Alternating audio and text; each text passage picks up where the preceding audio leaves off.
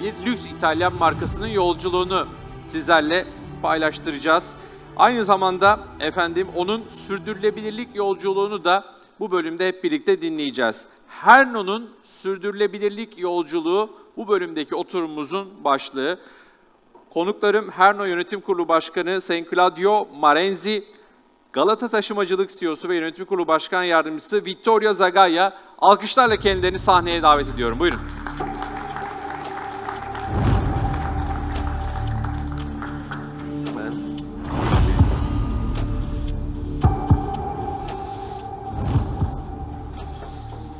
Okay. We should not keep that much distance, I guess. No, it's okay. Let's keep it in this way.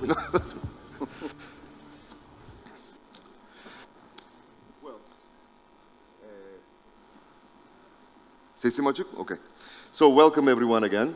I have the pleasure to moderate today Mr. Marenzi from Herno.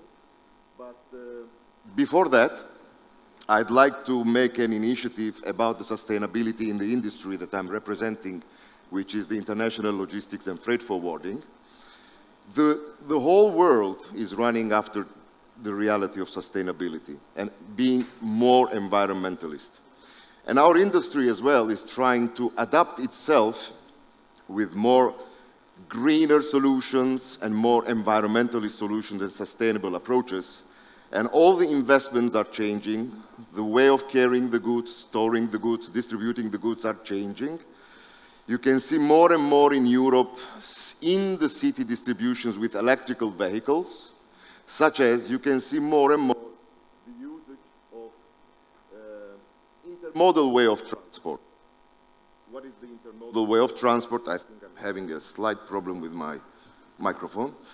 The intermodal way of transport is only trying to minimize the carbon footprint. Okay, now I'm more loud. The carbon footprint to our world.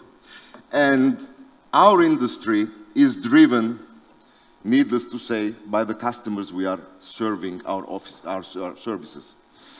And this gentleman here, which we will have the pleasure to listen about, the all adventure about the sustainable reality, is one of the customers that is also driving our industry to become more sustainable and more efficient and green.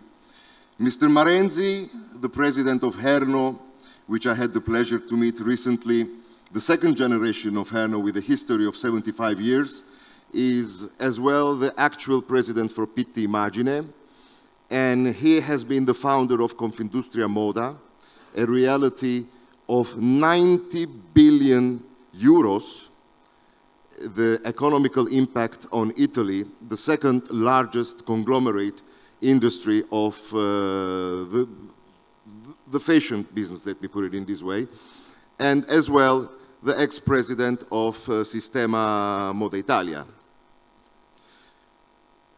I had the opportunity to search about your company, and it seems like everything started with the water, the nature, and the Lake Maggiore where Herno was founded.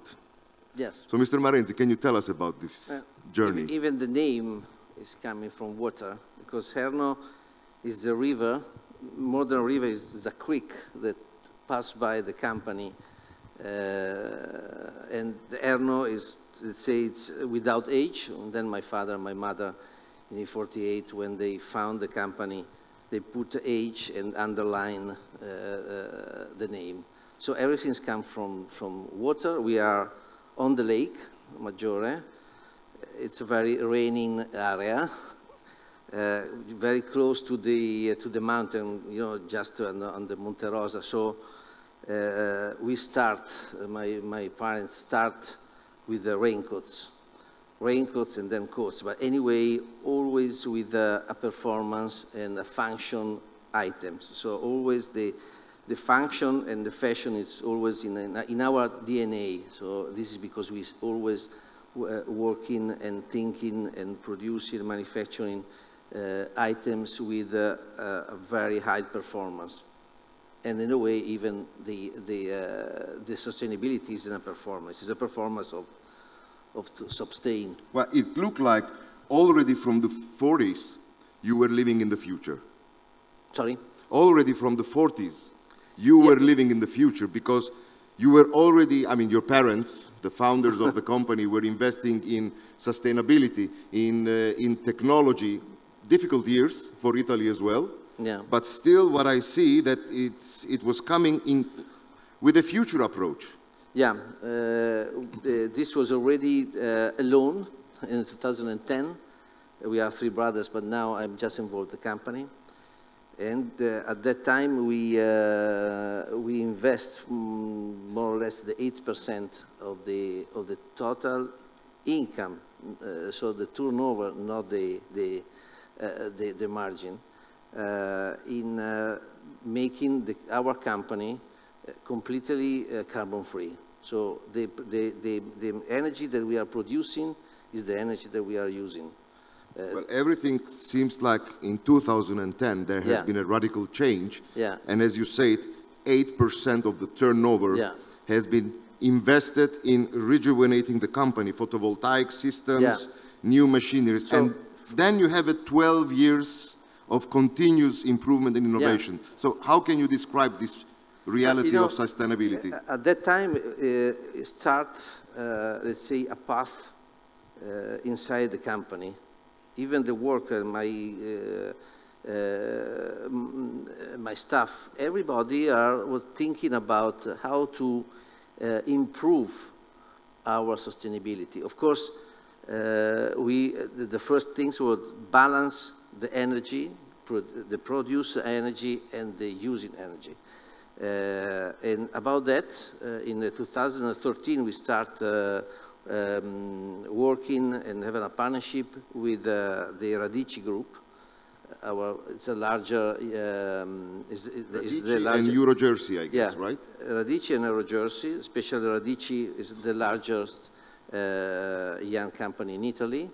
And we work on the protocol of the PEF, Product Environmental Footprint. So we were the first in Europe. We almost made the role of the PEF in Europe just to make the map of the product from the yarn to the end.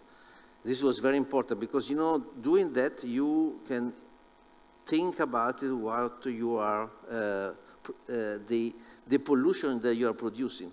So at the beginning it was very difficult, even for my staff, especially the commercial. They didn't understand what we were doing. They would say to me, why we have to say to our customer how many water we are using, how many CO2 we are producing. So we are saying that we are polluting the world.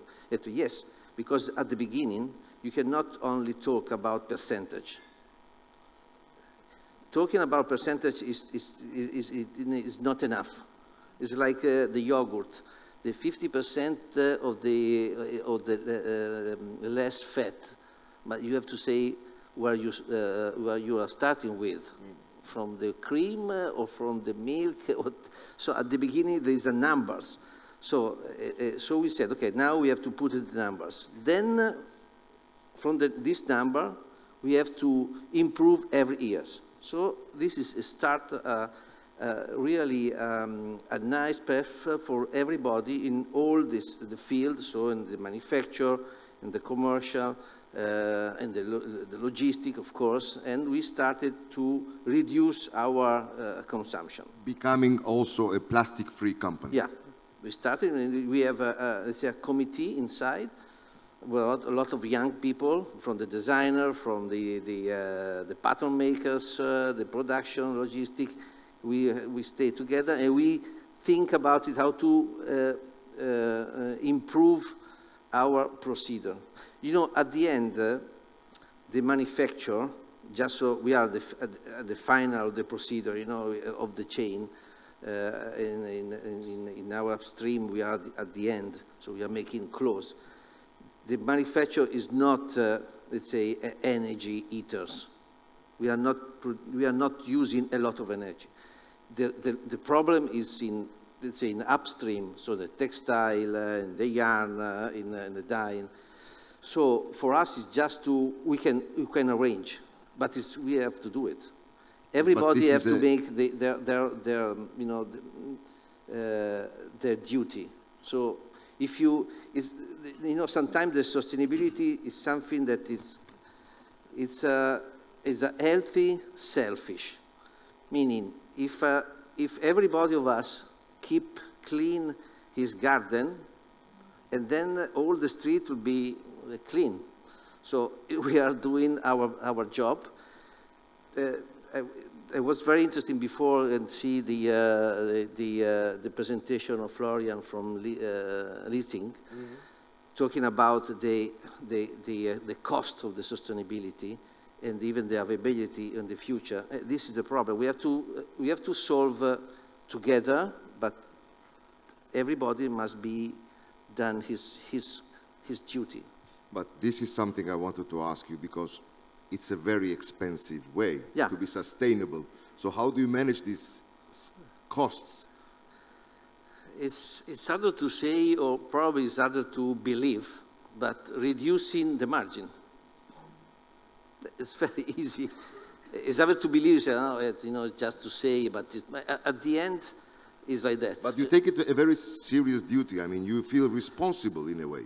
Herno feels responsible. Say that in the fashion, going downstream, even the brands, normally the margin, the operative margin, is around 20 to 25.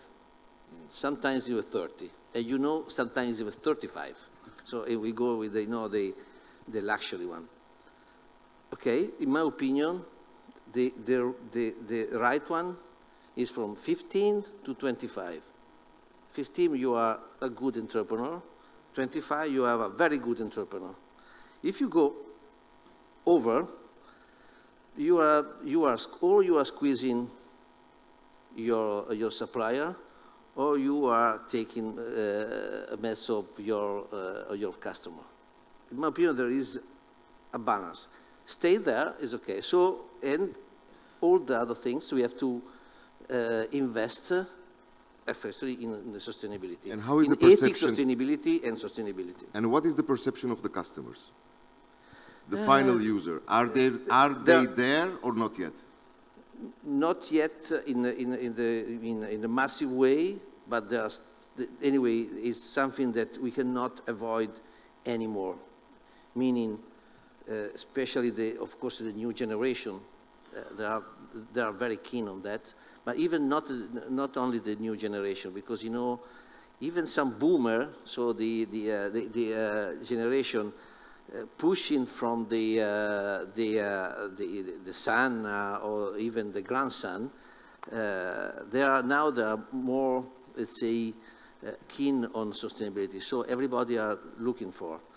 Then is another things if they are supporting the price, meaning if you have a product that at the end is too expensive, they prefer something not sustainable. At the end, there is a price, you know. Our task is to make the customer understand, you know, that the sustainability is a cost. I mean, we are let's say, involved in the fashion, but moving from another sector, food, so we are all customer. And when you go to the supermarket, you see two different, I don't know, kind of pasta or whatever, and you know, normally the bio is almost double. Somebody pick up, somebody say, no, why have to spend the double? This is a problem. So it's a question of pushing in communication, marketing.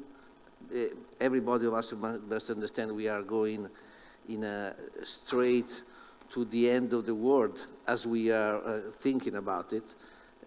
So we have to go in this direction. So it's a question really of marketing and communication globally. You are working already in new projects like PEF, the continuation of PEF, Fast 5 degradable, recycled nylon satin, dye-free wool, sustainable wool, organic boiled wool, animal-friendly wool, regenerated nylon econyl. Yeah.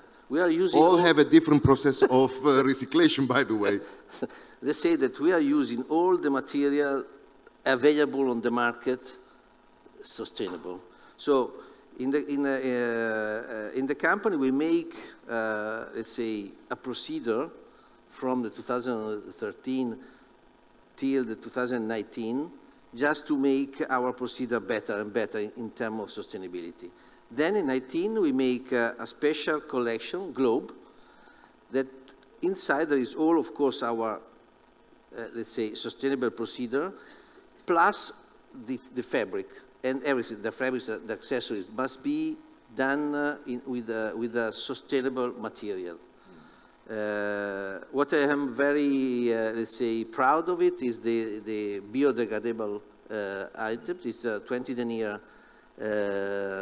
nylon that in 5 years, without oxygen, disappeared. So, you know, it's something that did not, let's say, survive us wearing these items. And this is kind of, we did that. We are not did it. Of course, the fabric is done by our supplier. We make it together. And in this collection, everything is in this direction. So it's going very well. We have some problem at the beginning, and the problem was the price. The price, and let's say, because at the beginning, sorry, the fabric, the sustainable fabric has a problem of even of aesthetic. They are not so very good. Now they are better and better. So they are very close to because at the end is fashion. You cannot ask a customer to take something more expensive, bad, ugly. I mean, it's not. It's like you but take sustainable. But sustainable. It's not enough. So we have to be nice, affordable. But in my opinion, is a path that we are doing. We have to talk about a lot. Even sometimes talk about the greenwashing. But you know, starting from the greenwashing, then there's something even positive there. We have to talk about sustainability everywhere, in every field, in automotive, in the food, whatever, because it's something that it's really about us. I mean, it's not the earth doesn't change it so drastically. It changes the humanity, the state of the earth, if we change the equilibrium. So if we want to be here other thousand of years, we have to change something. Our habits. We have to be, you know, we have to be neutral. We have to be, at the end, the energy that we use and the ways that we produce should be neutral, something that would be no impact on the world. So the energy should be renewable, and we have to reuse the waste. You know, sometimes about the waste, our company is. Yeah, can you tell us about the factory also in Lago Maggiore? See? Because there you are totally renewable, isn't it? So maybe you can also. All our company, we have on the Lago Maggiore we have 2 factories. The logistic and the factories, everything they are carbon free.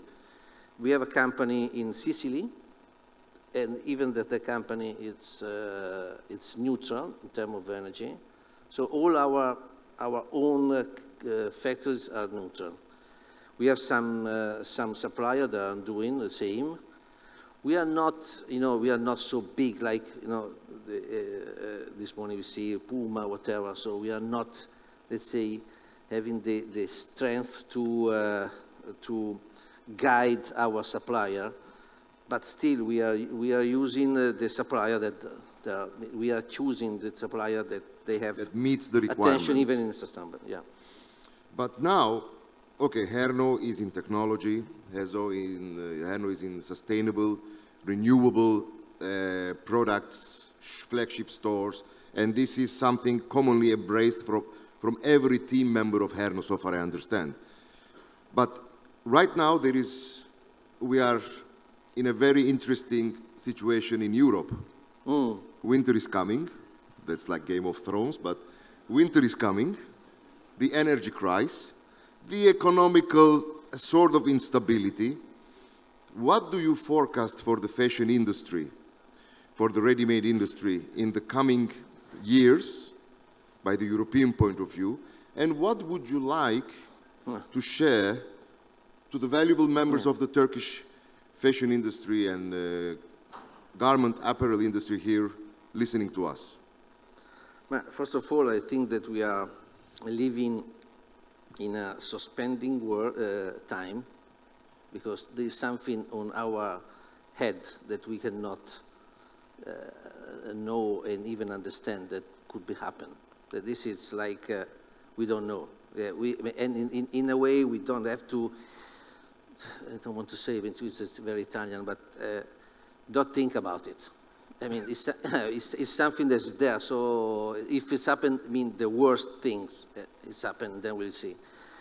In terms of energy, in Italy there is a big problem because we don't have any kind of... What will be the impact on the production costs, on the commercializing? It's already arrived, especially in the text, let's say, in the fabric.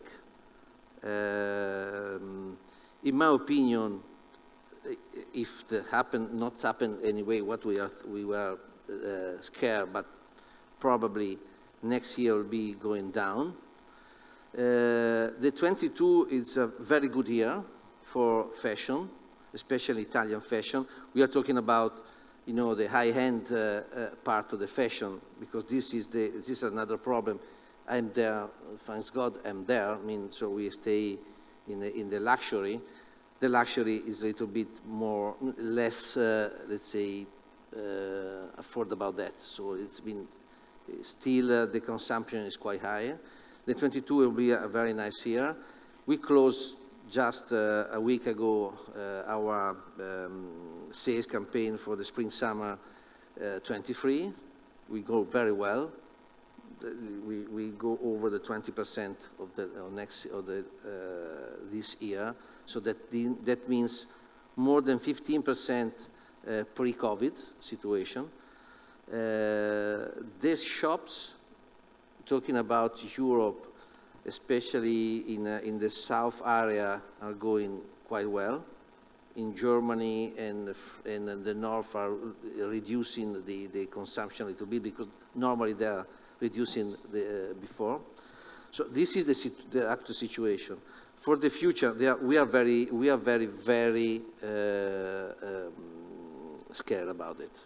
So in a very nice situation in terms of results of the 22 and a projection of the 23, the first 6 months of the 23 nicely.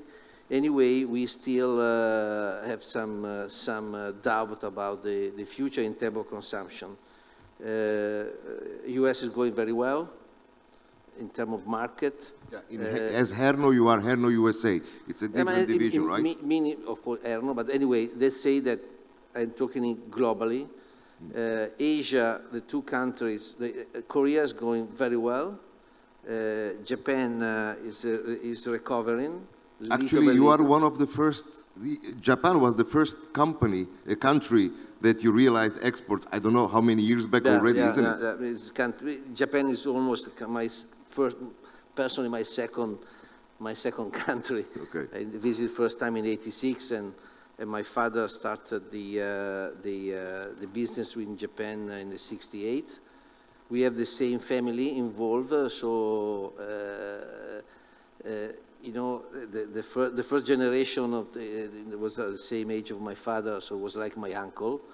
And the actual president of the Herno Japan is his son, okay. So it's my cousin in a way. We are very strong. In Japan, the COVID will affect a lot. Not at the beginning, but they stay almost. They are still closed almost. So no contact with especially with the customer that you have from China. China, as we know, is almost closed even in terms of shops. Korea is going very well. So let's say the market is going quite well, but everybody are saying what will be happening in the future. About the energy is a problem, is kind of Europe problem, and some country of the Europe, especially Italy and Germany, less in France or in Spain. So for us, it will be a problem. Could be even a social problem this winter. Could be if they don't do the necessary something. We see. Now the Germany opened the way, you know, putting 200 billion on the market, but something that now we see if the euro will accept, but this could be a way.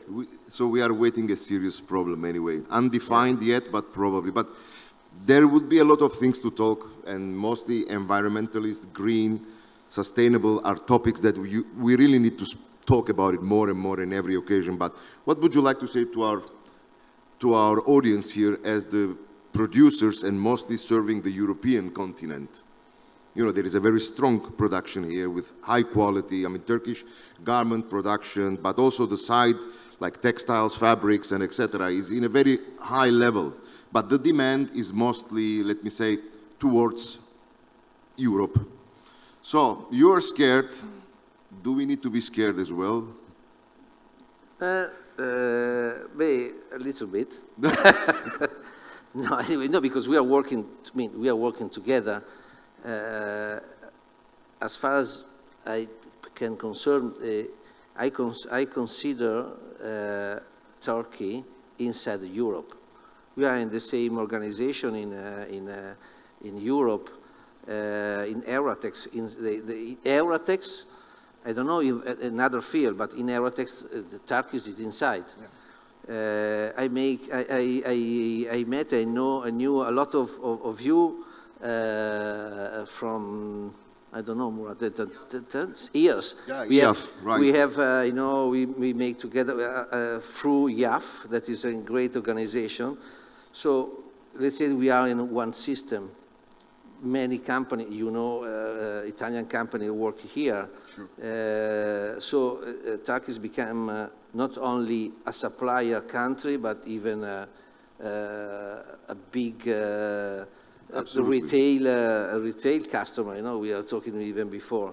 So, in my opinion, the only things that I really appreciate this meeting about green revolution, because this is the way to elevate, you know. Yeah. Let's say that the area of the Europe, considering the East Europe in terms of supplier, and Turkey in terms of supplier and customer, yeah. This will be more related, and making the part of the fashion, the high fashion. You know, about the numbers that we see this morning, you know, in terms of, you know, raising the raw material, whatever. This is almost about the mass market, not the market where I belong to. So, and a lot of you that belongs to this, not to the mass market, but the, let's say, the luxury one. So, in that part, in my opinion, there is a comfort zone for us and from the Turkish industry. Thank you very much. I'm afraid that the time is not allowing us to go further, but I believe that Herno will be more and more into the Turkish industry, a name to be pronounced more often, so we will have opportunities probably to chat and to hear more from you. Thank you very much, I appreciate it, and thank you for listening. Grazie. Çok teşekkür ediyoruz değerli konuklarımıza. Sayın Claudio Marenzi ve Vittorio Zagaia, onları sahnede bir miktar misafir edeceğim ve TGS'de başkanımız Sanem Hanım'ı ben sahneye davet edeceğim. Sanem Dikmen hediyelerini vermek üzere. Alkışlarla sahnede, buyurun.